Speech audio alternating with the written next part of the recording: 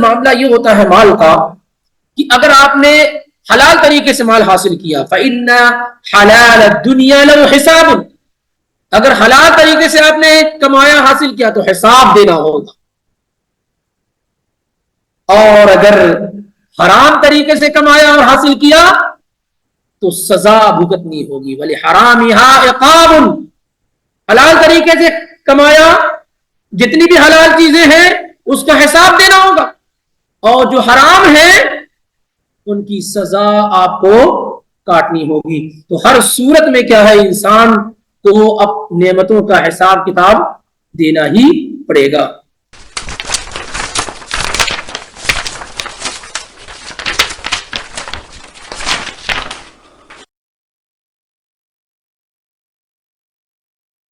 السلام علیکم ورحمۃ اللہ وبرکاتہ۔ اللہ یرزق من یشاء بغیر حساب، کان الناس امۃ واحدہ فبعث اللہ النبیین مبشرین ومنذرین وانزل معهم الكتاب بالحق ليحكم بین الناس فيما اختلفوا فيه وما اختلف فيه الا الذين اوتوه من بعد ما جاءتهم البينات بغيا بينهم فهدى الله الذين آمنوا لما اختلفوا فيه من الحق بإذنه والله يهدي من يشاء إلى صراط مستقيم أم حسبتم أن تدخلوا الجنة ولما يأتكم مثل الذين خلوا من قبلكم مستهم البأساء والضراء وزلزلوا حتى يقول الرسول والذين آمنوا معه متى نصر الله ألا إن نصر الله قريب۔ سبحانك لا علم لنا إلا ما علمتنا إنك أنت العليم الحكيم۔ رب اشرح لي صدري ويسر لي أمري واحلل عقدة من لساني يفقهوا قولي رب زدني علما اللهم رب زدنی علما۔ خالص اللہ رب العالمین کی توفیق اور اس کے فضل سے سورہ بقرہ سے 4 آیات تلاوت کی گئی ہیں، آیت نمبر 211 سے لے کر 214 تک، اور یہ آیات بڑی ہی اہم اور جامع ہیں۔ انشاءاللہ اللہ کی توفیق سے ہم ان آیات کے معنی اور مطلب کو سمجھنے کی اور اس سے عبرت اور نصیحت حاصل کرنے کی کوشش کریں گے۔ اللہ تعالیٰ کا ارشاد ہے سل بنی اسرائیل کم آتیناہم من آیت بینہ۔ سآل یسألو کے معنی ہوتے ہیں سوال کرنے کے، اسی سے فعل امر ہے سل اور اسأل دونوں استعمال کیا جاتا ہے۔ اور بنی اسرائیل اس سے پہلے گزر چکا ہے کہ بنی اسرائیل یعنی اولاد یعقوب۔ یعقوب علیہ السلام کا نام کیا تھا؟ اسرائیل تھا، تو ان کی جو بھی اولاد ہے ان کو کیا ہے؟ بنی اسرائیل کہتے ہیں، جن میں یہود و نصارہ سب شامل۔ سل بنی اسرائیل، آپ بنی اسرائیل سے پوچھیں، اولاد یعقوب سے پوچھیں، کم آتیناہم من آیت بینہ، ہم نے انہیں کتنی ہی واضح نشانیاں دی۔ کم آتیناہم من آیت بینہ، آپ بنی اسرائیل سے پوچھیں کہ ہم نے انہیں کتنی ہی واضح نشانیاں دی اور عطا کی۔ وَمَن يُبَدِّلْ نِعْمَةَ اللَّهِ مِن بَعْدِ مَا جَاءَتْهُ فَإِنَّ اللَّهَ شَدِيدُ الْعِقَابِ، جو شخص اللہ کی نعمت کو اس کے آ جانے کے بعد، پا لینے کے بعد بدل دے تو یقیناً اللہ رب العالمین بہت سخت سزا دینے والا ہے۔ عقاب یعنی سزا دینے والا ہے۔ یہاں پر اس آیت میں اللہ تعالیٰ نے نبی علیہ السلام سے کہا کہ آپ بنی اسرائیل سے پوچھیں کہ اللہ تعالیٰ نے انہیں کس قدر نشانیاں اور واضح نشانیاں عطا کی دی۔ بنی اسرائیل کون تھے؟ ایک موسیٰ کے ماننے والے، دوسرے عیسیٰ کے ماننے والے۔ اور انبیاء میں جن انبیاء کو اللہ نے بہت زیادہ معجزے دیے اور بہت ٹاپ کے معجزے دیے، وہ کیا ہے؟ موسیٰ اور عیسیٰ علیہ السلام ہے۔ موسیٰ علیہ السلام کو اللہ تعالیٰ نے جو بڑے بڑے معجزات دیے تھے، عصا موسیٰ جو تھا، موسیٰ علیہ السلام کا عصا، اس عصا کو آپ اللہ کے حکم پر زمین پہ رکھتے تو اژدہا بن جاتا، سمندر پہ مارتے تو سمندر راستہ بنا دیتا، پہاڑوں پہ مارتے تو اس سے چشمے پھوٹ نکل جاتے، اور اسی طریقے سے بغل سے کپڑے کو اس طرح سے نکال دیتے تو پوری روشنی پھیل جاتی۔ اسی طریقے سے کتنے بڑے بڑے معجزے موسیٰ علیہ السلام کو اللہ رب العالمین نے عطا کیے دیے، اور یہ ساری چیزیں یہ اپنی آنکھوں سے دیکھ رہے تھے سمندروں کے اندر راستہ بن جانا اور عصا کا زمین پہ رکھنا اور سارے سانپوں کو نگل جانا اور پیاس کی شدت میں اسے پتھر پہ مارنا، پہاڑ پہ مارنا، اس سے 12 چشمے نکل آنا. اسی طریقے سے آسمان سے منت سلوا کا نزول ہونا. اور جب میدان تیہ میں تھے کوئی چھت نہیں تھی تو اللہ رب العالمین نے ان کے لیے کیا ہے بادلوں کو ان کے لیے سایہ بنا دیا. یہ سب تو اپنی آنکھوں سے ہی دیکھ رہے تھے. اور پھر آ جائیں عیسائی کے پاس. عیسیٰ علیہ السلام کو اللہ نے کتنے بڑے معجزے عطا کیے کہ اللہ کے حکم سے مردے کو زندہ کر دیتے. ایک آدمی نابینا ہے اور ہاتھ پھیرتے اللہ کے حکم سے آنکھ والا ہو جاتا. ایک آدمی برس اور دوسری بیماری میں مبتلا ہے، اللہ کے حکم سے ہاتھ پھیرتے وہ کیا ہے ٹھیک ہو جاتا وہ. اور اسی طریقے سے مٹی اٹھاتے اس کو پرندے کی شکل دیتے، پھونک مارتے وہ کیا ہے زندہ ہو جاتا. کتنے بڑے بڑے معجزے اللہ تعالیٰ نے ان کو دیے. کم آتیناہم من آیات بینہ، پوچھئے اپنی اسرائیل سے کہ ہم نے انہیں کس قدر واضح نشانیاں اور معجزے عطا کی، لیکن اس کے باوجود بھی کیا ہے سرکشی اور نافرمانی اور طغیانی ان کے ساتھ رہی. پھر اس کے بعد نتیجہ یہ ہوا کہ آپ ان کے درمیان مبعوث کیے گئے جن کا ذکر ان کی کتابوں میں موجود تھا اور اللہ نے آپ کو بڑے بڑے معجزے عطا کیے. آپ کو قرآن جیسا معجزہ عطا کیا. باقی انبیاء کے جو معجزے تھے وہ وقت کی رفتار کے ساتھ ختم ہو گئے. اب موسیٰ علیہ السلام کا عصا نہیں رہا اور ان کی وفات کے بعد وہ عام عصا ہو گیا، کوئی اٹھائے تو اس سے کچھ نہیں ہونے والا. لیکن آپ کو اللہ تعالیٰ نے قرآن جیسا معجزہ عطا کیا. تو اللہ تعالیٰ نے ان سے کہا کہ آپ ان سے پوچھئے بنی اسرائیل سے کہ اللہ تعالیٰ نے انہیں کتنی واضح نشانیاں دی، اس کے بعد بھی اگر کوئی شخص اللہ تعالیٰ کی نعمت کو پا لینے کے بعد اسے بدل دے تو یقیناً اللہ رب العالمین بہت سخت سزا دینے والا ہے، عقاب دینے والا ہے. یعنی اتنی واضح نشانیوں کے آ جانے کے بعد بھی ان لوگوں نے کفر کیا، اعراض کا راستہ اختیار کیا، منہ موڑا اور نہ ان پر ایمان لے آئے مکمل طریقے سے اور نہ ہی آپ پر یہ ایمان لانے کے لیے کیا ہے ریڈی اور تیار ہے، جبکہ یہ ساری کی ساری چیزیں کیا ہے وہ دیکھ چکے ہیں اپنے ہی نگاہوں کے سامنے. پوری فرعون کی ٹیم کو، فرعون کو ڈوبتے ہوئے انہوں نے دیکھا. یہ تو ان کے لیے اتنی بڑی عبرت اور نصیحت کا سامان تھا کہ جو شخص انا ربکم الاعلی کا دعویٰ کرتا تھا، جس کے پاس اتنی بڑی فوج تھی، فرعون کو اور اس کے حامیوں کو انہوں نے اپنی نگاہوں کے سامنے ڈوبتا ہوا دیکھا. اتنی بڑی بڑی نشانیاں اللہ نے عطا کی. اس کے بعد بھی کیا ہے 40 دن کے لیے موسیٰ علیہ السلام کوہ طور پر کیا گئے کہ بچڑے کی عبادت کرنے لگ گئے. کسی کو دیکھا کہ وہ بت بنائے ہوئے ہیں عبادت کرے تو موسیٰ سے کہنے لگے ہمارے لیے بھی ایسے ہی بت بنا دیجیے جیسے ان کے لیے وغیرہ. تو یہ لوگ کہتے ہیں کہ نشانیاں آپ لائیں گے تو ہم ایمان لائیں گے. اتنی ساری نشانیاں تو موسیٰ اور عیسیٰ اور دیگر انبیاء کو دی گئی اور آپ کو دی جا رہی ہیں. کیا نشانیاں پا کر کے یہ ایمان لے آئے؟ بلکہ طریقہ تو ان کا یہ رہا کہ نعمتوں کے آ جانے کے بعد انہوں نے کفر کا راستہ اختیار کیا. وَمَن يُبَدِّلْ نِعْمَةَ اللَّهِ مِن بَعْدِ مَا جَاءَتْهُ، اللہ کی نعمتیں ان پر آ گئی. اور سب سے بڑی نعمت کیا ہے؟ محمد الرسول اللہ صلی اللہ علیہ وسلم کا آ جانا، آپ کا نبی اور رسول بنایا جانا، یہ اللہ تعالیٰ کی نعمتوں میں سے بہت بڑی نعمت. اب اس نعمت کے پا جانے کے بعد بھی جس نبی اور رسول کی آمد کا انتظار سالوں سے، کئی سو سالوں سے کر رہے تھے، اب اس نبی کی آمد کے بعد اتنی بڑی نعمت کے پا جانے کے بعد یہ کیا ہے کفر کا راستہ اختیار کرتے ہیں.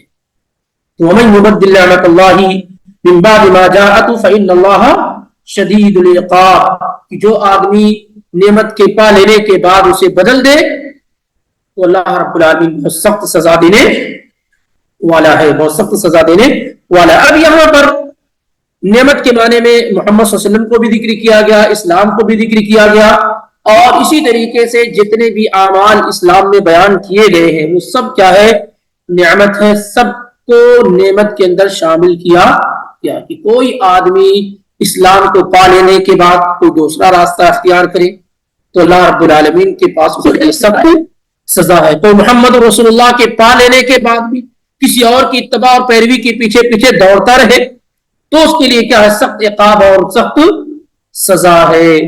اب آگے اللہ تعالیٰ نے وجہ بیان کی کہ یہ ان کی یہاں بیماری کیوں ہے، کہ اتنی واضح نشانیاں آ جانے کے بعد بیماری کیا ہے ان کے اندر، کیوں یہ اللہ اس کے رسول کی طرف نہیں جھکتے ہیں، کیوں اسلام کی آغوش میں نہیں آتے؟ اتنی ساری چیزوں کو دیکھ لینے کے بعد یہ کفر کا راستہ کیوں اختیار کرتے ہیں؟ اللہ تعالیٰ نے کہا اس کی وجہ یہ ہے کہ زُيِّنَ لِلَّذِينَ كَفَرُوا الْحَيَاةُ الدُّنْيَا، کافروں کے لیے مزین کر دی گئی ہے، خوشنما بنا دی گئی ہے کون سی زندگی؟ دنیا کی زندگی۔ دنیا کی زندگی کیا ہے؟ کافروں کے لیے خوشنما بنا دی گئی، پیاری بنا دی گئی، اس لیے سوتے ہیں تو بھی دنیا کے بارے میں، اٹھتے ہیں تو بھی دنیا کے بارے میں، کوئی فکر کرتے ہیں تو بھی دنیا کے بارے میں، یعنی پورا ہم اور غم صرف دنیا کے لیے۔ دنیا کی کوئی نعمت ملی تو خوشیاں، کوئی نعمت نہیں مل گئی تو غم اور ہم میں ڈوب گئے۔ زُيِّنَ لِلَّذِينَ كَفَرُوا الْحَيَاةُ الدُّنْيَا، کافروں کے لیے دنیا کی زندگی مزین کی گئی ہے۔ دوسرا معنی کیا نکلتا ہے؟ مومنوں کے لیے مومنوں کے لیے نہیں، کافروں کے لیے دنیا کی دنیاوی زندگی کیا ہے؟ مزین کر دی گئی ہے۔ وَيَسْخَرُونَ مِنَ الَّذِينَ آمَنُوا، اور یہ دنیا کے اندر دنیا کی دولت ہی نہیں مل گئی تو اہل ایمان کو دیکھ کر کے یہ ان کا مذاق اڑاتے ہیں۔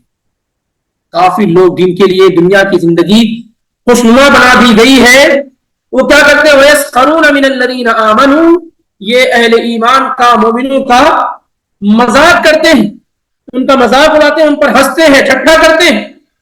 اللہ تعالیٰ نے دونوں چیزوں کو قرآن حکیم میں کئی مقامات پر بیان کیا۔ ان الذین لا یؤمنون بالآخرۃ زینا لهم اعمالهم، کہ جو لوگ آخرت کے دن پر ایمان نہیں رکھتے ہیں ہم نے ان کے لیے ان کے اعمال کو مزین کر دیا، وہ جو کچھ کرتے ہیں وہی بہت بہتر ان کو لگتا ہے۔ بلڈنگ بنا رہے ہیں تو وہ بہتر لگ رہا، کار خرید رہے ہیں تو وہ بہتر لگ رہا، جو پوری دنیا کی زندگی آپ دیکھیں کہ آدمی طے کرتا ہے نا کہ اسے آج کیا بہتر کیا ہے، تو یہ ان کے پاس کیا ہے، جو دنیا کے ساز و سامان اکٹھا اور جمع کرتے ہیں تو ان کو یہ لگتا ہے کہ بہت بڑی کامیابی انہوں نے کیا ہے حاصل کر لی۔ ان الذین لا یؤمنون بالآخرۃ زینا لهم اعمالهم، ہم نے ان کے دنیاوی ان کے اعمال کو کیا ہے مزین کر دیا۔ افمن زین له سوء عمله فرآه حسنا، ہم نے ان کے برے اعمال کو مزین کر دیا ہے، یا وہ شخص جس کے لیے اس کے برے اعمال کو خوشنما بنا دیا گیا ہے، فرآه حسنا، تو اس کو بہتر سمجھتے۔ برے اعمال کو بھی لوگ کیا ہے، یہ کافروں کے لیے صرف خاص نہیں، اہل ایمان میں بھی آپ آئیں گے تو جو بدعتی لوگ ہیں، بدعات کرتے ہیں، کتاب و سنت کے خلاف کام کرتے ہیں، تو ان کو ان کا وہ عمل کیا ہے، فرآہ حسنا، بہت اچھا دکھتا ہے۔ تو ایسے ان کے ساتھ بھی ہے معاملہ ہے، اور ایسے ہی قرآن میں کئی جگہ اللہ تعالیٰ نے ان کے متعلق یہ چیزیں بیان فرمائی۔ مزید کیا ہے، دنیا مزین کر دی گئی ہے، خوشنما بنا دی گئی ہے۔ اب اہل ایمان کو دنیا میں ان کی دنیا تو مزین ہے نہیں، خوشنما ہے نہیں، ان کے گھر ٹوٹے پھوٹے، ان کے گھر میں کھانے پینے کو کچھ نہیں ہے، پہننے کو نہیں ہے، اوڑھنے کو نہیں ہے، چلنے پھرنے کے لیے نہیں۔ تو اہل ایمان کے ہاں ہم اور غم آخرت ہوتی ہے، دنیا کی کوئی نعمت اگر انہیں نہ ملے تو اس کے لیے پریشان نہیں ہوتے۔ ایک وقت کی نماز اگر چھوٹ جائے، یہ جماعت چھوٹ جاتی ہے تو اس کی ٹینشن ایک وقت تک برقرار رہتی۔ ایک گناہ اگر سرزد ہو جاتا ہے تو سال و سال گزر جائے وہ گناہ کا بوجھ ان سے ہلکا نہیں ہوتا ہے۔ معاذ الاسلمی کو دیکھیں اور غامدیہ رضی اللہ تعالیٰ عنہ کو دیکھیں، ایک گناہ ہو گیا وہ بھی انجانے میں احساس ہوا، نبی علیہ الصلوۃ والسلام کے پاس آئی، کہنے لگی پاک کر دیجئے۔ آپ صلی اللہ علیہ وسلم نے کہا کہ جاؤ، جب بچہ پیدا ہو جائے گا تب آنا۔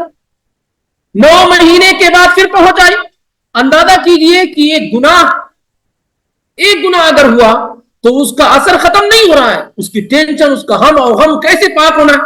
اس کے بعد آئی، اللہ کے نبی علیہ الصلوۃ والسلام نے کہا نہیں، بچے کی جو مدت ہے دودھ پلانے کی وہ پلا لے، اس کے بعد آنا۔ اس طریقے سے ایک لمبا ٹائم گزر جانے کے بعد ہم اور غم کیا ہے کہ گناہ سرزد ہو گیا ہے، ان گناہوں کے ساتھ کیسے اللہ کے حضور میں دی جائے۔ تو ان کو ان کے ہاں معاملہ الگ ہے، اور اہل ایمان کے ہاں معاملہ کیا ہے؟ الگ ہے۔ وہ یہ کبھی بھی آخرت کو بیچ کر کے دنیا کا وہ سودا نہیں کرتے، کبھی بھی آخرت کو بیچ کر کے وہ دنیا کا سودا نہیں کرتے۔ اس وجہ سے دنیا میں جو وہ محنت ہی نہیں کرتے دنیا کے لیے، صرف اتنا کہ جتنا ان کے لیے عزت کے ساتھ زندگی گزار سکتے حلال طریقے سے۔ تو ان کو ان کا رہنا سہنا کھانا پینا یہ ساری کی ساری چیزیں کیا ہے؟ ایسی لگتی ہے کہ کچھ ہے ہی نہیں ان کے پاس۔ تو وَيَسْخَرُونَ مِنَ الَّذِينَ آمَنُوا، اہل ایمان کا یہ کیا کرتے ہیں؟ مذاق اڑاتے ہیں۔ اذان ایک ہوئی نہیں، سب کچھ دکان بند کر کے پہنچ گئے مسجد میں۔ کیا بے وقوف لوگ ہیں، گراہک کھڑے ہوئے ہیں، دکان بند کر کے چلے گئے۔ ایک اذان ہوئی نہیں کہ بستروں سے اچھی نیند ہے، ٹھنڈ کا دن ہے، اٹھ کر کے چلے گئے۔ کیا پاگل پر ہے ان کو؟ تو یہ آپ اپنے اعتبار سے دیکھتے ہیں، لیکن ان کے اعتبار سے آپ کا یہ عمل تو پاگل پن کے علاوہ کچھ بھی نہیں۔ کتنی محنت سے پیسے کماتے ہیں، ایک مولانا کی تقریر کرتے ہیں کہ اللہ کی راہ میں خرچ کرو، جاتے ہیں گھر میں اور پیسے لا کر کے پورا تقسیم کر دیتے ہیں غریبوں فقراء مسکین میں۔ جن مال و دولت کو اتنی محنت سے کمایا ہے، ایک آواز میں کہ اللہ کی راہ میں خرچ کرو، پورا مال لٹانے کے لیے تیار ہو جاتے ہیں۔ تو یہ عمل کیا ہے؟ یہ عمل ان کے لحاظ سے، کیونکہ دنیا کے لیے پرستار ہے، دنیا کے بندے ہیں، تو اہل ایمان کا یہ عمل ان کو بیوقوفی ہے۔ تو وَيَسْخَرُونَ مِنَ الَّذِينَ آمَنُوا، وہ اہل ایمان کا مذاق اڑاتے ہیں، ٹھٹھا کرتے ہیں ان پہ۔ إِنَّ الَّذِينَ أَجْرَمُوا كَانُوا مِنَ الَّذِينَ آمَنُوا يَضْحَكُونَ وَإِذَا مَرُّوا بِهِمْ يَتَغَامَزُونَ، کہ وہ جب ان کے پاس سے گزرتے ہیں تو پنکر یہ آنکھوں کے ذریعے سے اور اس طریقے سے چند باتیں بول بول کر کے ان کا کیا ہے؟ مذاق اڑاتے ہیں۔ قیامت کے دن اہل ایمان کیا ہے؟ ان کا مذاق۔ قیامت کے دن اہل ایمان ان کا مذاق اڑائیں گے۔ تو دنیا میں اہل ایمان کا مذاق اڑایا گیا۔ پیارے رسول صلی اللہ علیہ وسلم جو دنیا کے سب سے معتبر انسان تھے، لوگ ان پر ہنسی اور ٹھٹھا کرتے تھے۔ آپ خانہ کعبہ میں نماز ادا کر رہے ہیں، اونٹ کے اوجڑی لا کر ڈال دی گئی اور سب اتنا ٹھٹھا کر رہے ہیں کہ آپس میں لوٹ پوٹ کر رہے ہیں، آپس میں لوٹ پوٹ ہو رہے ہیں۔ تو اللہ تعالیٰ نے کہا وَيَسْخَرُونَ مِنَ الَّذِينَ آمَنُوا، کافروں کا یہ عمل یہ بھی ہے کہ وہ اہل ایمان کا مذاق اڑاتے ہیں۔ اس لیے مذاق اڑانا کافروں کی آئیڈینٹی ہے، ان کی پہچان ہے۔ مسلمان مذاق نہیں اڑاتا دوسرے مسلمانوں کا۔ لا يَسْخَرْ قَوْمٌ مِّن قَوْمٍ عَسَىٰ أَن يَكُونُوا خَيْرًا مِّنْهُمْ وَلَا نِسَاءٌ مِّن نِسَاءٍ عَسَىٰ أَن يَكُنَّ خَيْرًا مِّنْهُنَّ۔ اہل ایمان ایک دوسرے کا مذاق نہیں اڑاتے، ادب کرتے ہیں، احترام کرتے ہیں، عزت کرتے ہیں، توقیر کرتے ہیں۔ وہ اپنے مسلم بھائی کا مذاق نہیں اڑاتے۔ اور اگر کسی نے اس طرح کی گفتگو کی ہے، مذاق اڑایا ہے، تو آپ یہ جان کے چلیے کہ شریعت میں اتنا بڑا جرم اور گناہ ہے کہ ایک مرتبہ ام المؤمنین عائشہ صدیقہ رضی اللہ تعالی عنہ نے صفیہ رضی اللہ تعالی عنہ پہ کیا کہہ دیا کہ وہ پست قد ہے، اشارے میں چھوٹی قد کی تھی تو یہ اشارہ کر دیا۔ تو اللہ کے نبی علیہ الصلوۃ والسلام نے کہا لقد قلت کلمۃ لو مزجت بماء البحر لمزجته، تم نے ایسی بات کہہ دی ہے، یہ جو اشارہ کر دیا ہے تم نے کہ وہ پست قد ہے، تمہاری یہ حرکت ایسی ہے کہ اگر اسے سمندر میں ڈال دیا جائے تو پورا سمندر تمہاری باتوں کی کڑواہٹ سے بھر جائے۔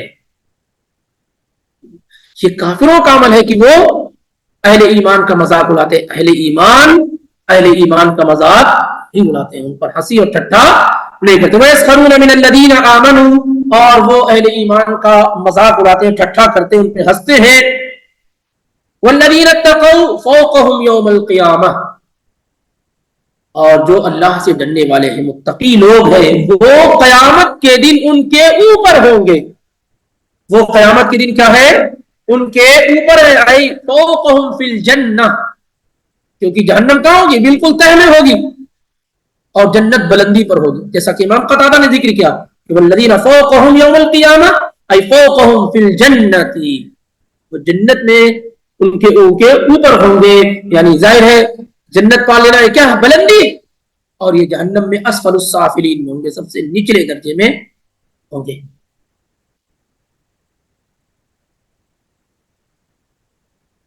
والذین اتقوا فوقہم یوم القیامہ واللہ یرزق من یشاء بغیر حساب، اللہ جسے چاہتا ہے بغیر حساب روزی عطا کرتا ہے، اللہ جسے چاہتا ہے بغیر حساب کی روزی عطا کرتا ہے۔ یہاں پر بغیر حساب کا کیا مطلب ہے؟ جنت میں جب آپ داخل کر دیے جائیں گے تو جو کچھ آپ کو دیا جائے گا اس پر کوئی حساب یہ نہیں پوچھا جائے گا کہ کیوں اتنا خرچ کر دیا، کیوں اتنا کھا لیا، کیوں اتنا. دنیا میں تو پوچھا جا رہا ہے سب کچھ، حتیٰ کہ کھانے کی کوانٹٹی کے بارے میں پوچھا جائے گا کہ کیوں اتنا زیادہ کھایا، اتنا کہا گیا تھا. ہر چیز کے بارے میں، کپڑوں کا حساب، چپل کا حساب، جوتے کا حساب، ہر چیز کا حساب. لیکن جنت کا میں ایسا ہوگا کہ اس میں کوئی حساب نہ ہوگا. سعید بن جبیر نے یہی معنی بیان کیا ہے کہ لا یحاسب الرب، اللہ تعالیٰ قیامت کے دن جنت میں کیا حساب محاسبہ نہیں کرے گا، بلکہ آدمی جس قدر چاہے کھائے اور پیے، کوئی چیز کم بھی نہیں ہوگی، ختم بھی نہیں ہوگی. واللہ یرزق من یشاء بغیر حساب، اللہ جسے چاہتا ہے بے حساب روزی عطا کرتا ہے. یہاں پر ایک بات بڑی اہم اور بنیادی ہے، ان میں سے وہ یہ ہے کہ دو چیزوں کا اکٹھا ہو جانا یہ آسان اور ایزی نہیں ہے. یعنی آدمی دنیا بھی اپنے لیے ساری اکٹھا اور جمع کر لے اور آخرت بھی اس سے مس نہ ہونے پائے، یہ چیز کیا ہے؟ بہت مشکل ہے. روزی اللہ تعالیٰ نے متعین کر رکھی ہے، آدمی ماں کے پیٹ میں ہی ہوتا ہے تو اس کی روزی لکھ دی جاتی ہے. اس لیے زیادہ ہم و غم انسان کو روزی کو لے کر کے نہیں ہونا چاہیے. زیادہ ہم و غم کس کے لیے نہیں ہونا چاہیے؟ اپنے روزگار کو لے کر کے بہت زیادہ ہم و غم اور ٹینشن میں نہیں ہونا چاہیے، کیونکہ اللہ نے روزی آپ کے لکھ رکھی ہے اور آپ اپنی روزی کا آخری لقمہ جب تک کھا نہیں لیں گے تب تک آپ کی وفات نہیں ہو سکتی ہے. جو اللہ نے آپ کے لیے لکھ رکھا، اس کا یہ مطلب نہیں کہ آپ کوشش نہ کریں، تگودو نہ کریں، لیکن نہ ملنے کے صورت میں ٹینشن لے کر کے، ہم و غم لے کر کے بیٹھ نہ جائیں. یا آپ کا کیا ہے؟ ایک ٹارگٹ ہوتا ہے، ہم ہوتا ہے کہ اتنے سالوں میں کروڑ پتی ہونا ہے، اتنے سالوں میں ارب پتی ہونا ہے، اتنی عمر میں اتنی بڑی کمپنی کا مالک ہونا ہے. آپ اپنے اعتبار سے طے کرتے ہیں جناب عالی، اور جب وہ نہیں مل پاتا ہے تو آپ ہم و غم میں اور ٹینشن میں ہو جاتے ہیں، ارے اتنی میں نے محنت کی نہیں ملا. اسی لیے آپ کو یہ علم ہونا چاہیے کہ اللہ نے آپ کے لیے روزیاں لکھ رکھی ہیں. کیسے آپ کروڑ پتی ہو سکتے ہیں جب اللہ تعالیٰ نے آپ کے لیے لاکھ میں رکھا ہے؟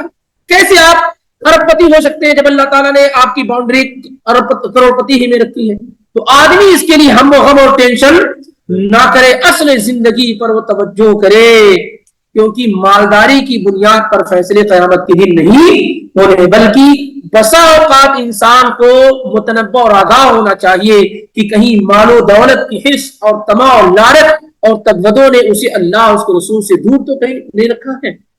کیونکہ یہ بات ہے، اللہ کے نبی علیہ السلام بیان فرماتے ہیں، بخاری اور مسلم کی روایت ہے، آپ فرماتے ہیں قمت علی باب الجنہ، میں جنت کے دروازے پہ کھڑا ہوں، فکان عامۃ من دخلها المساکین، جنت کے دروازے پہ کھڑا میں دیکھ رہا ہوں کہ اکثر لوگ جو جنت میں داخل ہو رہے ہیں کون ہیں؟ المساکین، مسکین لوگ ہیں. بخاری اور مسلم کی بات. اپنا شمار مالداروں میں کرانے سے کہیں بہتر ہے کہ جنتیوں میں شمار کرانے کی آدمی کوشش کرے. آپ فرماتے قمت علی باب الجنہ فکان عامۃ من دخلها المساکین واصحاب الجد محبوسون، اور پیسے والے، پراپرٹی والے کیا ہے؟ روک دیے گئے ہیں. پراپرٹی والے، مال والے، دولت والے کیا ہے؟ روک دیے گئے. غیر ان اصحاب النار قد امر بهم الى النار، مگر ان میں سے جو جہنمی ہے ان کو کہا گیا چلو بھائی جہنم میں ان کو داخل کر. لیکن اہل ایمان ہے، مال و دولت والے ہیں، تو ان کو روکا گیا بھائی پہلے حساب کتاب پورا کلیئر کر دو، کتنا کریڈٹ کتنا ڈیبٹ ہے، پھر اس کے بعد جنت میں جانے کا کیا ہے؟ فیصلہ ہوگا. اور ایسے ہی فرماتے ہیں کہ وَقُمْتُ عَلَى بَابِ النَّارِ فَإِذَا عَامَّةُ مَنْ دَخَلَهَا النِّسَاءُ، میں جہنم کے دروازے پہ کھڑا دیکھ رہا ہوں کہ اکثریت جو داخل ہو رہی ہے کن کی ہے؟ وہ عورتوں کی ہے. وہ کیا ہے؟ عورتوں کی ہے. یہ بات بھی ہمارے ذہن و دماغ میں ہونی چاہیے کہ اصل معاملہ یہ ہوتا ہے مال کا کہ اگر آپ نے حلال طریقے سے مال حاصل کیا فَإِنَّ حَلَالَ الدُّنْيَا لَهُ حِسَابٌ، اگر حلال طریقے سے آپ نے کمایا حاصل کیا تو حساب دینا ہوگا، اور اگر حرام طریقے سے کمایا اور حاصل کیا تو سزا بھگتنی ہوگی۔ وَلِحَرَامِهَا عِقَابٌ، حلال طریقے سے کمایا جتنی بھی حلال چیزیں ہیں اس کا حساب دینا ہوگا، اور جو حرام ہیں ان کی سزا آپ کو کاٹنی ہوگی۔ تو ہر صورت میں کیا ہے، انسان کو اب نعمتوں کا حساب کتاب دینا ہی پڑے گا۔ اسی طریقے سے سہل ابن سعد الساعدی رضی اللہ تعالی عنہ کی روایت ہے، بخاری کی ہے، آپ صلی اللہ علیہ وسلم ایک آدمی کے پاس سے گزرے تو آپ نے فرمایا ما تقولون فی ھذا، اس آدمی کے بارے میں تمہارا کیا خیال ہے؟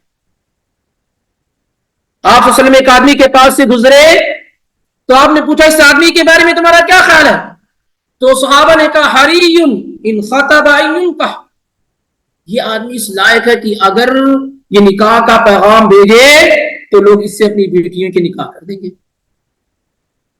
اور اگر یہ شفاعت کرے کسی کے بارے میں تو اس کی شفاعت قبول کی جائے گی، اور اگر یہ گفتگو اور بات کرے کیونکہ مال والا ہے، عزت والا ہے، مقام والا، مرتبے والا ہے، اگر یہ بات کرے تو اس کی بات کیا ہے، سنی جائے گی۔ آپ صلی اللہ علیہ وسلم خاموش رہے، کچھ جواب نہیں دیا۔ فمر رجل من فقراء مسلمین، پھر آپ کا گزر ایک فقیر مسلم کے پاس سے ہوا، اور بعض روایت میں یہ صراحت کی گئی ہے کہ وہ فقیر صحابی جعیل بن سراقہ رضی اللہ تعالیٰ عنہ تھے، جعیل بن سراقہ رضی اللہ تعالیٰ عنہ تھے، ان کے پاس سے گزر ہوا، غریب آدمی، فقیر آدمی، قلاش آدمی۔ آپ نے پوچھا کہ ان کے بارے میں تمہارا کیا خیال ہے؟ تو صحابہ نے کہا کہ اگر یہ کسی کو نکاح کا پیغام بھیجیں گے تو کوئی بھی اپنی بیٹی دینے کے لیے راضی نہیں ہوگا، اور اگر شفاعت کسی کی کریں گے، سفارش کریں گے تو کوئی ان کی سفارش قبول نہیں کرے گا، اور اگر بات کریں گے تو ان کی بات سنی نہیں جائے گی۔ تو اللہ کے نبی علیہ الصلوۃ والسلام نے کہا یہ بہت بہتر ہے اس شخص سے، یہ کیا ہے، بہت ہی بہتر ہے اس شخص سے جس کے جو کیا ہے مالدار اور پیسے والا ہے۔ معلوم یہ ہوتا ہے کہ آدمی اگر حلال طریقے سے بھی مال حاصل کیا تو اس کا حساب دینا ہوگا، اور اگر مال کو حرام طریقے سے حاصل کیا ہے تو اس کے لیے کتنا، ابھی جو دوڑ ہے، ابھی جو ریسنگ چل رہی ہے وہ حلال میں نہیں چل رہی ہے، حرام میں چل رہی ہے، تو سوچئے کتنا مشکل معاملہ ہو سکتا ہے۔ اس لیے روزی اللہ نے متعین کر رکھی ہے، کس کو کتنا ملنا ہے، یہ الگ بات ہے کہ ہمیں نہیں معلوم ہے، لیکن اللہ کے ہاں وہ لکھی ہوئی ہے، اس سے زیادہ ہمیں ملنا نہیں ہے اور اس سے کم ہمیں نہیں۔ البتہ ہمیں یہ کہا گیا ہے کہ آپ محنت کریں، محنت کریں، تقویٰ کریں، کوششیں کریں، لیکن اس کی وجہ سے آخرت کو طلاق دے دیں، آخرت کو چھوڑ دیں، جنت کی فکر کرنا چھوڑ دیں، اور پورا ہم و ہم صرف پیسے جیسے ہمارا معاملہ ہے، رات میں سونے کے وقت کیا خیال ہوتا ہے کل کتنے بجے آفس جانا ہے، کتنا دینا ہے، کس کو لینا، حالانکہ یہ وقت وہ ہوتا ہے جب آپ سوچیں کہ آج آپ سے کتنے گناہ ہوئے، کتنی نیکی آپ سے چھوٹ گئی، کتنے خیر و بھلائی کے آپ نے کام کیے، کیونکہ صبح کا تو معاملہ ہی نہیں، آپ کل ڈیوٹی کے بارے میں سوچ رہے ہیں نا، ہو سکتا اللہ تعالیٰ نے اس سے پہلے آپ کی موت لکھ رکھی، کس قدر افسوس کا معاملہ ہوگا کہ آپ رات میں سوئے تو آپ نے آخرت کی فکر نہیں جو کبھی بھی ہو سکتی، موت کی فکر نہیں جو کبھی بھی آ سکتی، لیکن 12 گھنٹے کے بعد 14 گھنٹے بعد آنے والی ڈیوٹی کی اتنی کیا ہے فکر ہے، جس کے بارے میں متعین بھی نہیں ہے کہ وہ ڈیوٹی تک آپ پہنچ پائیں گے یا نہیں پائیں گے۔ تو یہ عمل کیا ہے، عام طور سے کفار کا ہے۔ اللہ تعالیٰ کیا کہتا ہے، ایمان کو اللہ اتنی روزیاں دے گا، کانٹیڈ اور لمیٹڈ روزیوں کے پیچھے آدمی اتنا پریشان ہو رہا ہے، اور ہم اگر آپ آخرت کی کھیتیاں کریں گے تو اللہ واللہ یرزق من یشاء بغیر حساب، بغیر حساب کے اللہ تعالیٰ جو ہے اللہ روزی دیتا ہے، اور اللہ جس کو چاہتا ہے بغیر حساب روزی دیتا ہے، کیونکہ روزی دینے والی ذات اللہ رب العالمین کی ہے، وہ جسے چاہتا ہے دیتا ہے اور جس سے چاہتا ہے لے لیتا ہے۔ نحن قسمنا بینہم معیشتہم فی الحیات الدنیا ہم نے دنیاوی زندگی کے اندر ان کی معیشت کو، ان کی اکنامک کو، ان کی پراپرٹی کو، ان کی مال کو تقسیم کر رکھا ہے. وَرَفَعْنَا بَعْضَهُمْ فَوْقَ بَعْضٍ دَرَجَاتٍ لِيَتَّخِذَ بَعْضُهُمْ بَعْضًا سُخْرِيًّا. اور ہم نے ہی بعض کو بعض پر مقدم کر رکھا ہے تاکہ ایک دوسرے کو کیا ہے، کسی کو دوسرے کو غلام بنا کر کے، مزدور بنا کر کے اس سے کام لے سکے. ہر آدمی اگر یہ چاہے کہ وہ مینیجر ہو جائے، جیسے ابھی ایک وہ چلتی رہتی ہے کہ آدمی ہر دن اپنا پوسٹ اور مقام اور مرتبہ بڑھانے کی کوشش کرتا رہتا ہے، ہر آدمی مینیجر بننا چاہتا، تو کام کون کرے گا پھر؟ تو آدمی کیا ہے، ایک دائرے میں اس طرح کی کوشش کرے کہ اس کی آخرت پر کوئی آنچ نہ آئے. اور اس کے بعد اللہ رب العالمین نے بیان کیا یہاں سے اہم ٹاپک، کان الناس امۃ واحدہ، لوگ ایک امت تھے. لوگ کیا تھے؟ ایک امت تھے. جب آدم علیہ السلام کو اللہ تعالیٰ نے پیدا کیا اور وہ دنیا میں آئے تو لوگ کیا تھے؟ ایک دین کو فالو کرنے والے تھے، صرف خالص توحید تھی. یہ بنیاد، یہ باتیں بالکل بے بنیاد اور غلط ہے کہ شرک پہلے تھا تو اللہ تعالیٰ نے انبیاء اور رسول بھیجے. اختلاف تھا تو اللہ تعالیٰ نے انبیاء اور رسول بھیجے نہیں. کان الناس امۃ واحدہ، لوگ ایک ہی امت تھے، ایک ہی امت تھے. پھر جب اختلاف ان لوگوں نے کیا، یہ پوشیدہ کان الناس امۃ واحدہ فاختلفوا، تو جب ان لوگوں نے اختلاف کیا فبعث اللہ النبیین مبشرین ومنذرین، تو اللہ تعالیٰ نے نبیوں کو خوشخبری دینے والا اور ڈرانے والا بھیجا. تو لوگ کیا ہے اصل میں ایک امت تھے، ایک دین پر کیا ہے وہ قائم تھے. عبداللہ بن عباس رضی اللہ تعالیٰ عنہ بیان کرتے ہیں، ابن جریر رحمہ اللہ نے اپنی تفسیر میں سے ذکر کیا ہے، ابن ابی حاتم نے بھی ذکر کیا ہے. کہتے ہیں ان الناس كانوا مجتمعین منذ عہد آدم علیہ السلام على دین واحد، آدم علیہ السلام سے لوگ ایک ہی دین پر اکٹھا اور جمع تھے.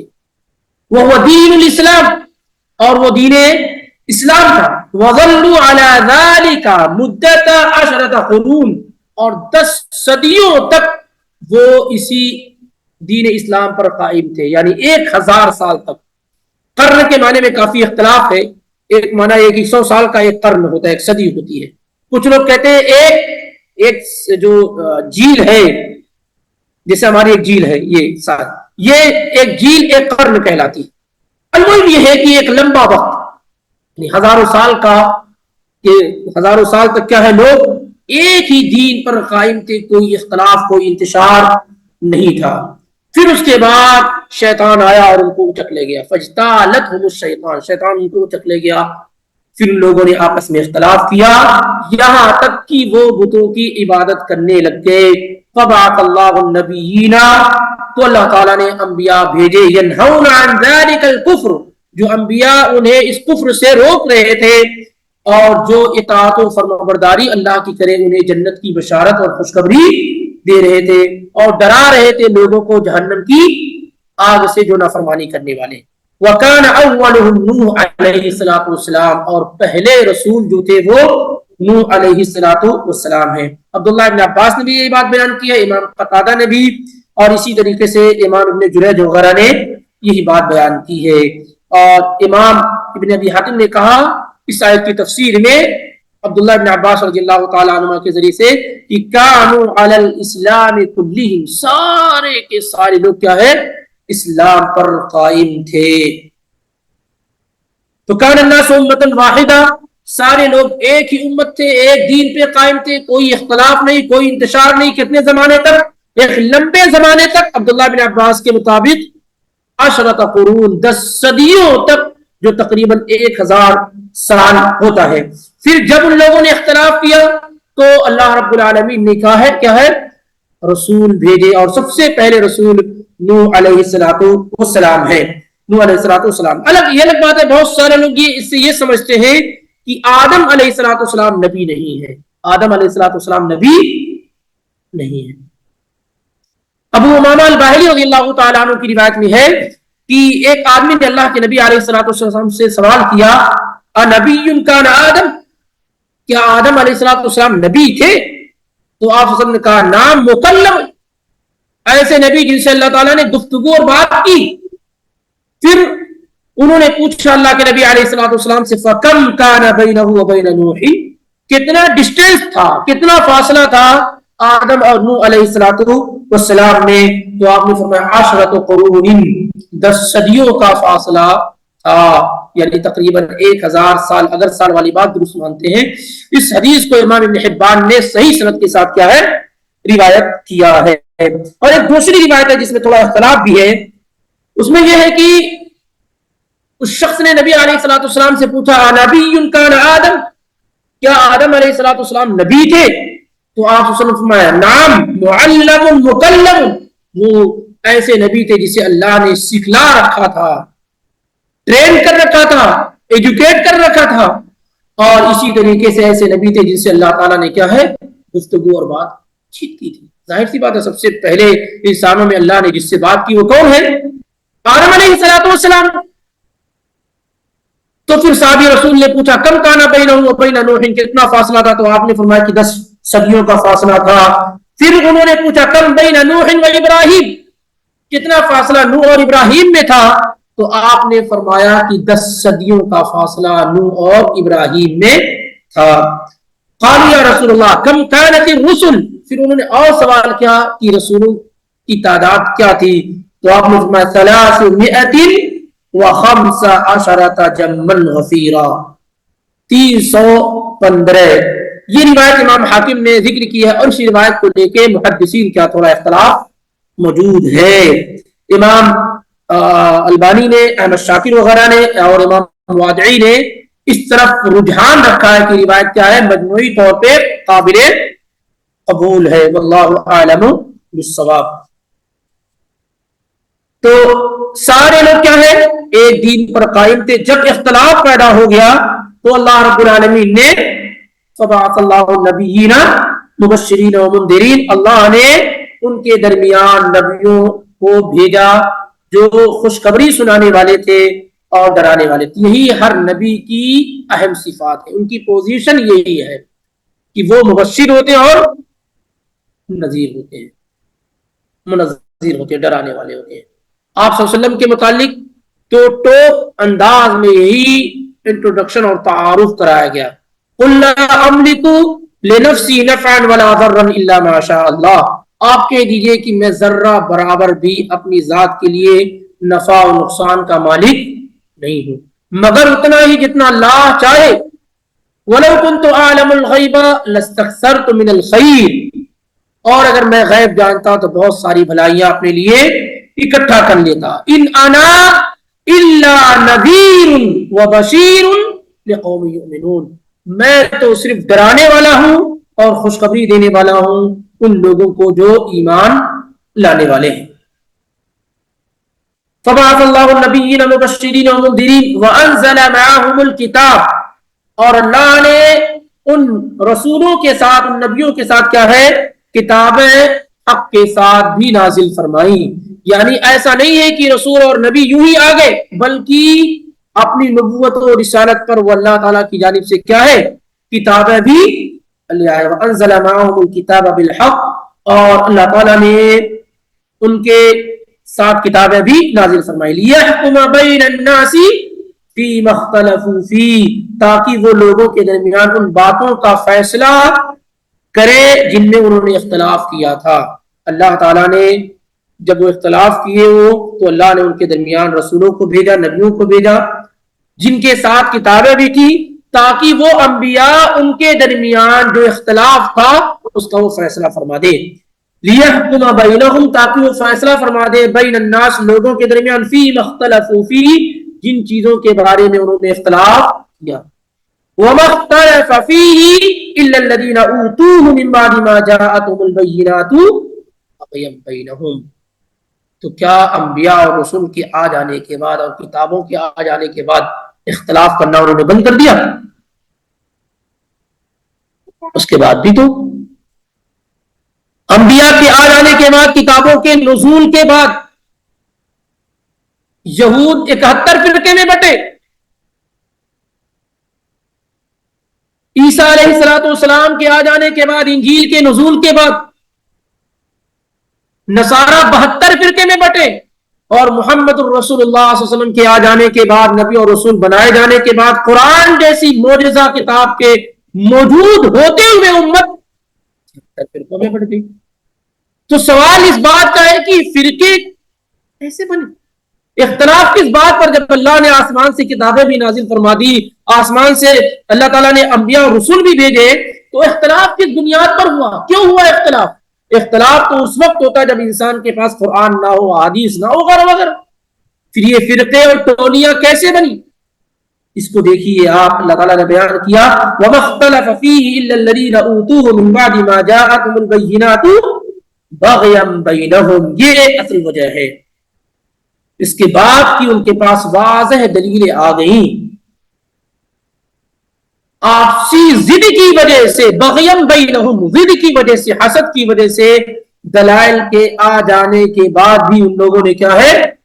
اختلاف کیا۔ مختلف فیہ الا الذین اوتوہ من بعد ما جاءتهم البینات، اور نہیں اختلاف کیا ان لوگوں نے مگر اس وقت جب انہیں واضح نشانیاں دے دی گئی، ان کے درمیان انبیاء اور رسول آ گئے، کتابیں نازل ہو گئی، اس کے بعد انہوں نے کیا ہے؟ اختلاف کیا۔ کیوں کیا؟ باغیم بینہم، آپسی ضد کی وجہ سے، ہٹ دھرمی کی وجہ سے انہوں نے کیا ہے؟ آج بھی امت کے اندر اختلاف جو ہے وہ صرف آپسی ضد اور ہٹ دھرمی ہے۔ ایک جھنڈا ہمارا ہے، ہم اس سے پیچھے ہٹنے کے لیے تیار نہیں، بس یہی اختلاف ہے۔ وگرنہ ہمارے درمیان اللہ کا قرآن موجود ہے، رسول کی سنتیں موجود ہیں، اور جب تک لوگ ان چیزوں کو مضبوطی سے پکڑے رہے کوئی اختلاف نہیں۔ صحابہ کرام کی پوری زندگی آپ دیکھیں، کوئی ٹولی نہیں، کوئی جماعت نہیں، کوئی فرقہ نہیں، ایک ہی نام مسلم اور ایک ہی اللہ اس کے رسول کے ماننے والے۔ پورے صحابہ کا دور گزر گیا، کچھ اخیر میں کچھ لوگ پیدا ہوئے جو خوارج کہلائے، اور وہ اس بنیاد پر کہ انہوں نے اللہ کی کتاب کو اور رسول کی سنت کو اپنے منمانی طریقے سے سمجھنا شروع کر دیا، اور کتاب و سنت کے نام پر لوگوں کو انہوں نے گمراہ کرنا شروع کیا۔ لیکن اس قدر بڑی ٹولیاں اور جماعتیں نہیں تھی، لیکن رفتہ رفتہ جیسے جیسے انسان کی پکڑ کتاب و سنت پر، قرآن اور حدیث سے ڈھیلی ہوتی گئی، فرقے بندیاں اور جماعتیں بنتی چلی گئیں، اور اس کی وجہ صرف اور صرف یہ نہیں کہ آپسی ضد اور ہٹ دھرمی۔ آپ دیکھیں گے اگر آپ فرقوں کی تاریخ کو پڑھیں گے نا، جتنے بھی فرقے وجود میں آئے ہیں، تو آپ کو معلوم ہوگا کہ صرف ہٹ دھرمی اور ضد کی وجہ سے۔ حسن بصری رحمہ اللہ کے شاگرد جو معتزلہ پیدا ہوا، کچھ باتوں میں اختلاف پیدا ہوا، ان سے الگ ہو گئے اور ایک جماعت اور ٹولی بنا لی، پھر ان سے ایک جماعت الگ ہو، وہ بھی اپنے ایک جماعت اور ٹولی بنا لی۔ یہی صورتحال موجودہ جماعتوں اور ٹولیوں کا ہے۔ اگر آپ گہرائی اور گہرائی سے پڑھیں گے، اسے سمجھیں گے، تو معلوم ہوگا ایک جماعت ہے، اس کے کسی بڑے لیڈر میں اور لوگ بھی ہیں، اختلاف پیدا ہوا، ایک دوسری انہوں نے جماعت بنا لی، اور صرف آپسی ضد اور ہٹ دھرمی کی بغیم بینہم، آپس میں جو ضد اور ہٹ دھرمی ہے، اسی بنیاد ان لوگوں نے کیا ہے؟ اختلاف کیا۔ ورنہ قرآن میں ایسی کوئی چیز نہیں ہے، احادیث میں ایسی کوئی چیز نہیں جس بنیاد پر یہ ٹولیاں اور جماعت بنے، بلکہ قرآن و حدیث لوگوں کو جوڑنے اور اکٹھا کرنے کے لیے ہے۔ جب تک لوگ قرآن و حدیث کو مضبوطی سے پکڑے رہے اور پکڑے رہیں گے، وہ کبھی بھی جماعتوں میں اور ٹولیوں میں ہرگز نہیں بٹیں گے، اور جب اپنے اپنے طریقے سے سمجھنا شروع کر دیں گے تو پھر جماعتیں اور ٹولیاں بننی شروع ہو جائیں گی۔ تو اللہ تعالیٰ نے کہا مختلف فیہ الا الذین اوتوہ من بعد ما جاءتهم البینات بغیا بینہم، یہ اصل وجہ رہی۔ اس کے بعد اللہ رب العالمین نے بیان کیا فہدی اللہ الذین آمنوا لما اختلفوا فیہ من الحق بإذنہ، تو اللہ تعالیٰ نے رہنمائی کی ان لوگوں کی جو ایمان لائے ہیں، اہل ایمان کی اللہ نے کیا ہے؟ رہنمائی کی اپنے حکم سے، بِإِذْنِهِ، اپنے حکم سے۔ کس چیز کی؟ ملا حق، یعنی اہل ایمان کو اللہ تعالیٰ نے اپنے حکم سے حق کی رہنمائی کر دی، حق کو دکھا دیا، یہ حق ہے۔ اِنَّا هَدَيْنَاهُ السَّبِيلَ إِمَّا شَاكِرًا وَإِمَّا كَفُورًا وَهَدَيْنَاهُ النَّجْدَيْنِ، اللہ تعالیٰ نے کیا ہے؟ راستے بتا دیے۔ تو فَهَدَى اللَّهُ الَّذِينَ آمَنُوا لِمَا اخْتَلَفُوا فِيهِ مِنَ الْحَقِّ بِإِذْنِهِ، اللہ نے اپنے حکم سے اہل ایمان کو حق کی رہنمائی کر دی ہے. یا ایھا الذین آمنوا اطیعوا اللہ واطیعوا الرسول واولی الامر منکم فإن تنازعتم فی شیء فردوه الی اللہ والرسول. اگر کسی چیز میں اختلاف ہو جائے تو اسے اللہ اس کے رسول کی طرف کیا ہے لوٹا دو. اللہ اس کے رسول کی طرف کیا ہے لوٹا دو. فلیحذر الذین یخالفون عن امرہ ان تصیبہم فتنہ او یصیبہم عذاب علیم. ڈرو اللہ کے رسول کی مخالفت سے اس لیے کہ تم فتنے میں مبتلا ہو جاؤ گے یا دردناک عذاب کیا تمہیں پہنچے گا. جتنے لوگوں نے نبی علیہ الصلوۃ والسلام سے کسی بھی معاملے میں اختلاف کیا ہے وہ گمراہی کا راستہ ان کے پاس آ گیا ہے. اکثر لوگ جو گمراہ ہوئے ہیں وہ لوگ ہیں جنہوں نے احادیث مصطفیٰ صلی اللہ علیہ وسلم کو الگ اور سائڈ میں رکھ دیا ہے اور کہا ہمارے لیے قرآن کافی ہے. اور اس میں کیا ہے عمر رضی اللہ تعالیٰ عنہ کا قول ذکر کر کے کہتے ہیں حسبنا کتاب اللہ, ہمارے لیے کیا ہے اللہ کی کتاب کافی ہے. اپنی طرف سے معنی بیان کر دیا کہ عمر بن خطاب رضی اللہ تعالیٰ عنہ جو اللہ کے نبی صلی اللہ علیہ وسلم کے ساتھ اٹھتے بیٹھتے تھے, ساری احادیث یا اکثر احادیث انہیں معلوم تھی. وہ کیسے ایسا کہہ سکتے ہیں کہ ہمارے لیے قرآن کافی ہے اور نبی صلی اللہ علیہ وسلم کے طریقے کی ضرورت نہیں ہے. اللہ کے نبی صلی اللہ علیہ وسلم نے اپنے بعد جن کے طریقوں کو اختیار کرنے کا حکم دیا تھا ان میں عمر رضی اللہ تعالیٰ عنہ تھے. تو آدمی اس بات کو اپنی منمانی طریقے سے, کیونکہ قرآن سے فرقے بنانے آسان ہے, جماعتیں بنانے آسان ہیں, لیکن حدیث سے فرقے نہیں بنائے جا سکتے, جماعتیں نہیں بنائی جا سکتی, گروہ نہیں بنائے جا سکتے, اختلاف کی گنجائش ختم ہو جاتی ہے. اسی لیے عمر بن خطاب رضی اللہ تعالیٰ عنہ کہا کرتے تھے کہ تم ایسے لوگوں سے مجادلہ کرو, لڑائی کرو سنن سے, سنتوں کے ذریعے سے, نبی صلی اللہ علیہ وسلم کی حدیث کے ذریعے سے, کیونکہ پھر ان کے پاس بولنے کے لیے کچھ بھی نہیں رہے گا. قرآن کی آیت پڑھتے ہیں اپنی طرف سے مفہوم بیان کرتے رہتے, اپنی طور سے معنی سمجھتے رہتے ہیں, اور جب حدیث آ جاتی ہے دو طریقے, دو چار کے طریقے سے بات بالکل واضح ہو جاتی ہے. کہتے ہیں قرآن میں صرف 5 چیزیں حرام, بس کھاؤ پیو جو چاہو.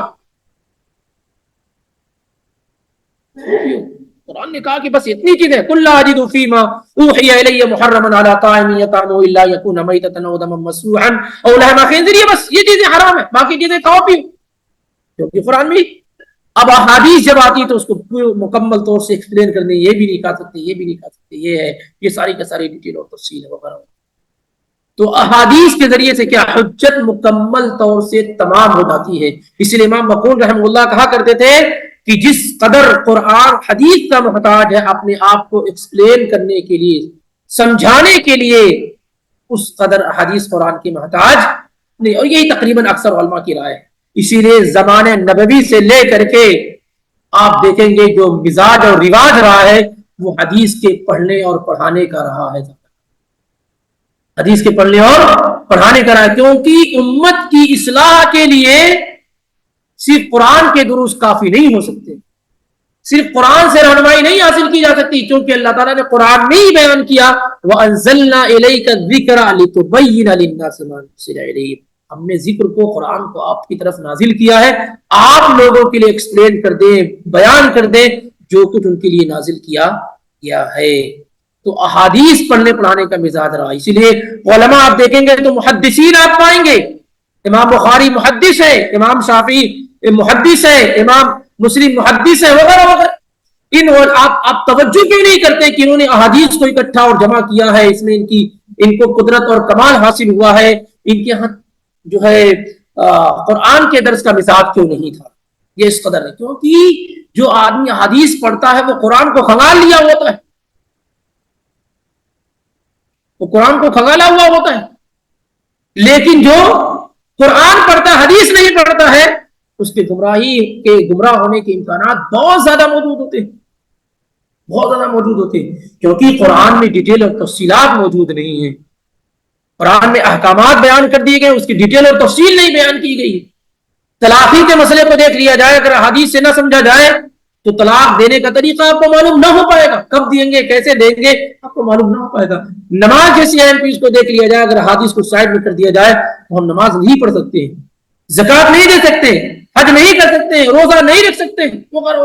ایسے آپ سمجھیے کہ تمام جتنے بھی مسائل ہیں ان تمام مسائل کے اندر بھی اگر آپ احادیث کو سائڈ میں رکھ دیں گے تو اختلافات یقینی طور پہ کیا پیدا ہوتے چلے جائیں گے. تو فہد اللہ الذین آمنوا لما اختلفوا فیہ من الحق بإذنہ، اللہ رب العالمین نے ایمان والوں کو اپنے حکم سے حق کی کیا ہے رہنمائی فرمائی، حق کو دکھا دیا. واللہ یہدی من یشاء الی صراط مستقیم، اور اللہ جسے چاہتا ہے سیدھے راہ کی طرف ہدایت دیتا ہے. اللہ جسے چاہتا ہے سیدھے راہ کی طرف ہدایت دیتا ہے. تو اس کا مطلب کیا ہے؟ یعنی اگر ہم گمراہ ہیں تو یہی کہیں کہ اللہ تعالیٰ نے ہم کو ہدایت نہیں دی ہے. ہدایت اس سے پہلے بھی بتایا گیا کہ دو معنی ہے ہدایت کا. ایک ہدایت الالہام و توفیق، ہدایت التوفیق والالہام، اللہ تعالیٰ آپ کو توفیق دے دے کہ آپ اسلام کی نعمت سے مالا مال ہو جائیں، آپ کے دل میں اللہ یہ بات ڈال دے. اور دوسری ہدایت ہدایت الدلالۃ والارشاد، کسی آدمی کا کام نہیں ہے کہ کسی کو ہدایت دے دے، کسی کافر کو مسلمان بنا دے، یہ اس کا کام ہے ہی نہیں، بلکہ اس کا کام کیا ہے؟ دلالہ والارشاد، رہنمائی کرنا، نصیحت کرنا اور صحیح دین کی کو بتانا. اللہ کے نبی علیہ السلام ابو طالب کو بھی مسلمان نہیں بنا سکے کیونکہ آپ کے اختیار میں نہیں تھا، آپ کا کام صرف دلالہ اور ارشاد تھا جو آپ نے کیا. تو آدمی جب تک اللہ سے ہدایت نہیں مانگتا ہے تو مفت میں ہدایت گھر میں آ کر نہیں ملتی. اسی لیے کہا اہدنا الصراط المستقیم. سوچئے سورۃ الفاتحہ جیسے سورہ میں صرف ایک چیز کہا گیا ہے. امام ابن تیمیہ نے کہا کہ جسے اللہ نے ہدایت دے دیا اس میں تو ساری چیزیں شامل ہیں. کیا؟ جنت اسی میں، جنت کی ساری نعمتیں، اللہ کی خوشنودی، اللہ کی رضا، سب اسی میں ہے. جس کو الصراط المستقیم مل گیا، سیدھا راستہ مل گیا، تو اسے سب کچھ مل گیا. اسی لیے اللہ تعالیٰ نے کہا اہدنا الصراط المستقیم، صراط مستقیم. اس میں ساری چیزیں ہیں، وہ آپ کے بینک اکاؤنٹ، آپ کے پیسے، آپ کی بہترین بیوی، آپ کے بچے، سب کچھ اسی میں شامل ہے. اور جسے یہ نہیں ملا اسے کچھ بھی نہیں ملا. اس کے بعد والی جو آیات ہے انشاءاللہ وہ آئندہ ہفتے میں دیکھتے ہیں، زیادہ بہتر ہوگا. اور بڑی اہم آیات ہے، بڑی اہم آیت ہے. اللہ تعالیٰ نے اہل ایمان کو متنبہ اور آگاہ کیا کہ جنت مفت میں اور فری میں نہیں ملتی، اور اس کے لیے انداز اللہ تعالیٰ کا اس طرح کی آیات قرآن حکیم میں کئی جگہ موجود ہے. تو انشاءاللہ آیت نمبر 214 بإذن اللہ آئندہ ہفتے میں دیکھیں گے. تو گویا آج ہم نے 211، 212 اور 213 یہ 3 آیات اللہ کی توفیق سے پڑھی.